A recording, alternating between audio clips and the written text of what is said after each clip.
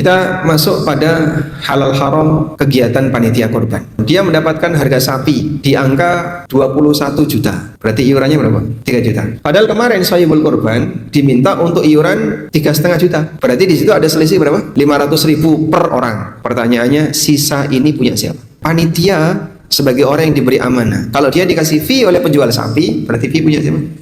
Ada yang nyari sapi di Boyolali, di Gunung Kidul, di Jogja dan sekitarnya untuk dikirim ke Jakarta. Pertanyaannya, lelahnya ini, biaya-biaya ini seharusnya tanggung jawab siapa?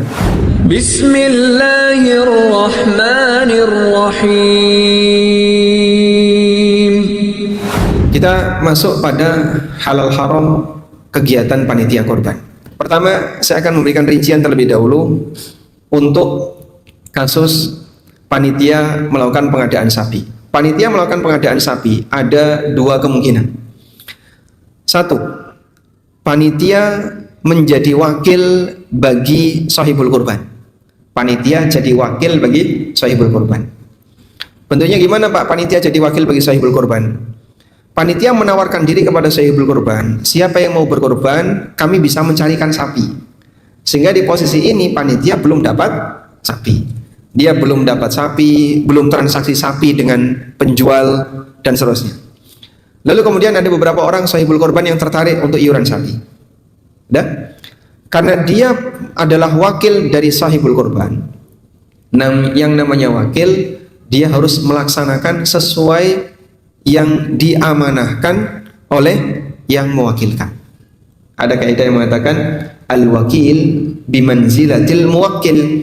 Yang namanya wakil, kedudukannya itu sama seperti yang mewakilkan. Saya ulangi ya, wakil itu kedudukannya sama seperti yang mewakilkan.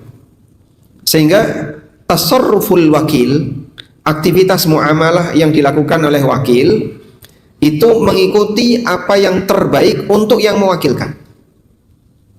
Apa yang dilakukan oleh wakil dalam beraktivitas muamalah itu mengikuti apa yang terbaik dari orang yang mewakilkan. Sehingga dia akan berusaha untuk memilihkan yang terbaik. Dia akan berusaha untuk bekerja yang terbaik karena status dia orang yang diberi amanah. Baik, selanjutnya, jika ternyata ketika posisi dia sebagai wakil sahibul korban, dia mendapatkan harga sapi di angka 21 juta. Berarti iurannya berapa? 3 juta. Padahal kemarin sahibul korban diminta untuk iuran 3,5 juta. Berarti di situ ada selisih berapa? 500.000 per orang. Pertanyaannya, dari harga sapi dan iuran ada selisih. Pertanyaannya, sisa ini punya siapa? Punya sahibul korban atau boleh menjadi hak milik panitia? Jawabannya, punya sahibul korban. Kenapa punya sahibul korban? Karena panitia hanya wakil, sehingga dia harus menjelaskan sesuai kondisi real ketika dia melakukan akad. Harganya sapi 21, berarti iurannya harusnya 3 juta.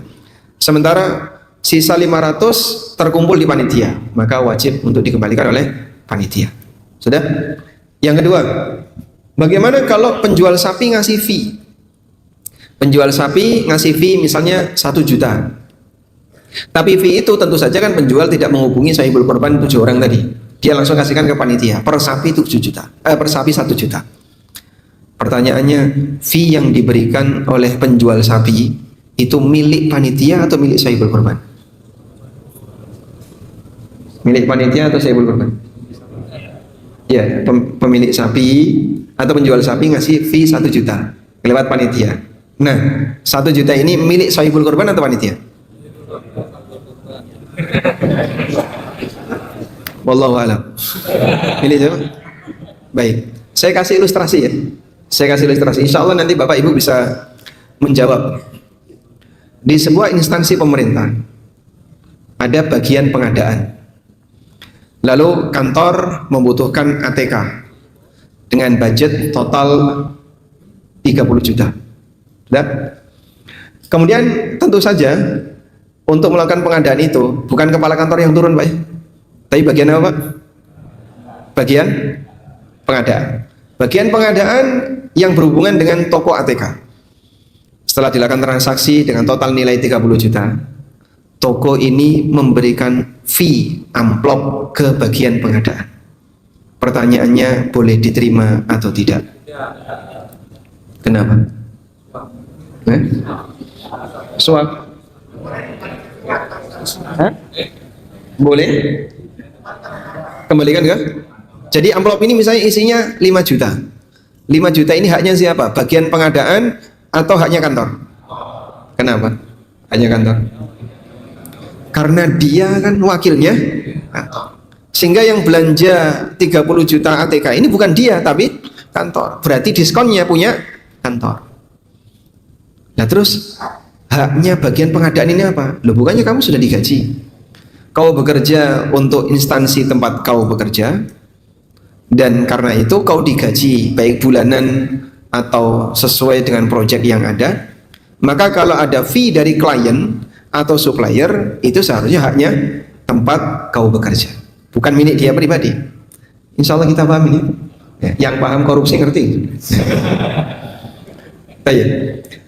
Berarti kalau begitu Pak, jika bagian pengadaan ini statusnya adalah orang yang diberi amanah untuk melakukan pengadaan, sehingga saat dia dikasih fee itu dikembalikan kepada pihak kantor. Pertanyaannya, panitia sebagai orang yang diberi amanah, kalau dia dikasih fee oleh penjual sapi, berarti fee punya siapa? Sahibul korban. Nah, panitia kemudian protes. Ya terus kita yang capek-capek nyari sapi, bahkan kadang keliling ke kampung-kampung, bahkan orang Jakarta nyari sapinya ke Jawa. Orang Jakarta nyari sapi ke Jawa, beda pulau ya. Ada yang nyari sapi di Boyolali, di Gunung Kidul, di Jogja dan sekitarnya untuk dikirim ke Jakarta. Pertanyaannya, lelahnya ini, biaya-biaya ini seharusnya tanggung jawab siapa? Sahibul korban. Maka panitia boleh minta fee dari sahibul korban sebagai pihak yang menyuruh.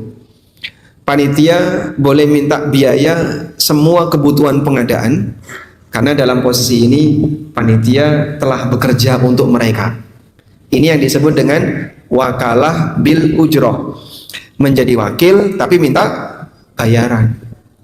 Contoh yang lain seperti praktek just tip ya, yang banyak dilakukan oleh sebagian ummahat ya. Itu just tip. Kalau misalnya saya titip ke seseorang, Pak, kamu kan mau umroh, saya titip parfum Pak ya, kayak gini. Oh saya tahu Mas, ini kayaknya 100 real. Langsung saya kasih uang 100 real. Udah, Bapak berangkat bawa parfum itu, ternyata memang harganya 100 real, tapi Anda dikasih diskon 5 real. Diskon itu punya siapa? Punya just tipper atau punya konsumen? Punya konsumen. Kenapa? Karena just tipper di sini wakilnya konsumen. Memang ada beberapa skema akad just tip. Salah satunya adalah skema wakalah. Kalau skemanya wakalah, di mana konsumen bayar dulu, lalu uangnya dibawa oleh just tipper, maka nanti dia harus menjelaskan atau dia harus menyampaikan sesuai kondisi real. Kalau ada diskon ya sampaikan ada diskon. Dan just tipper berhak terhadap fee atas kerjanya sesuai kesepakatan. Sampai di sini dipahami insyaallah. Baik. Sekarang kita beralih yang kedua. Status panitia sebagai wakil dari penjual sapi. Skema yang terjadi kalau dia sebagai wakil dari penjual sapi, berarti panitia sudah melakukan kerjasama dengan penjual sapi. Misalnya dia datang ke penjual sapi minta izin, Pak tolong sapi 1 sampai 5 jangan dijual ke siapapun, takcuk ya, kami yang ngetem 1 sampai 5. Udah? Nah kemudian izinkan kami untuk menjualkan ke jamaah kami. Akhirnya dia tawarkan kepada jamaah di masjidnya, ada 5 gambar sapi. Kan nunggu waktu itu, nunggu waktu sampai sekian hari. Sementara si pemilik sapi minta segera dibayar DP. Pertanyaannya, siapa yang bertanggung jawab bayar DP? Sahibul korban atau panitia? Sahibul korban atau panitia? Kenapa panitia? Dia wakil dari. Kalau wakil dari penjual apa harus DP dulu? Baik. Dalam hal ini sebenarnya dia nggak perlu bayar DP karena wakil itu diberi kepercayaan untuk menjualkan. Pak, tolong jualkan barang ini. Tapi kamu bayar DP dulu. Namanya bukan wakil. Itu berarti kamu beli barang saya, ini kau beli barang saya, dah nanti setelah kau beli, kau boleh jual ke orang lain.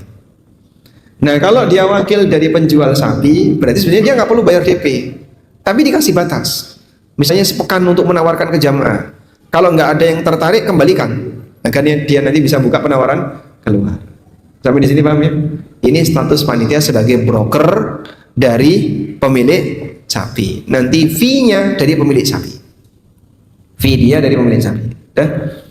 Yang ketiga, panitia jualan sapi.